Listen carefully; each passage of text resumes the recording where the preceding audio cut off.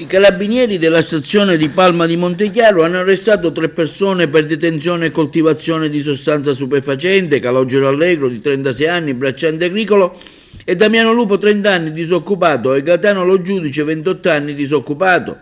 Inizialmente sono finiti tutti ai domiciliari. Il GIP di Agrigento, Michela Raimondo, ha convalidato l'arresto nelle scorse ore, applicando ai 3 indagati difesi dall'avvocato Santo Lucia la misura cautelare dell'obbligo di presentazione alla polizia giudiziaria.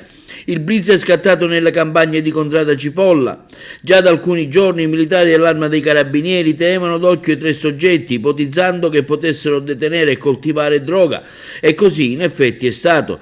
Nel terreno è stata scoperta una piantagione di marijuana con 150 piante, alte circa 1,20 m.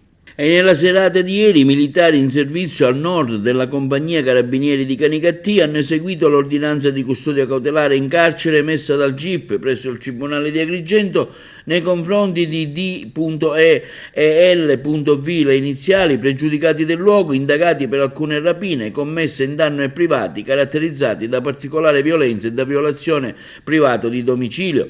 I 2 indagati, dopo gli adempimenti di rito, sono stati tradotti alla casa circondariale Petrusa di Agrigento a disposizione dell'autorità giudiziaria, che procede. Le indagini condotte dall'Arma dei Carabinieri hanno consentito di acquisire gravi elementi indiziari con riferimento a 3 episodi di rapina pluriaggravata e lesioni personali aggravate. Sono in corso attività di indagine su possibili ulteriori episodi criminosi avvenuti. Mentre a Cammarate i carabinieri della compagnia hanno denunciato un giovane di 24 anni, Attila le sue iniziali, operaio a San Giovanni Gemini, per detenzione ai fini di spaccio di sostanze stupefacenti. Il giovane era con precedenti, è stato sorpreso con 8 dosi di cocaina addosso durante una perquisizione. Il controllo è scattato nei pressi della via Bari.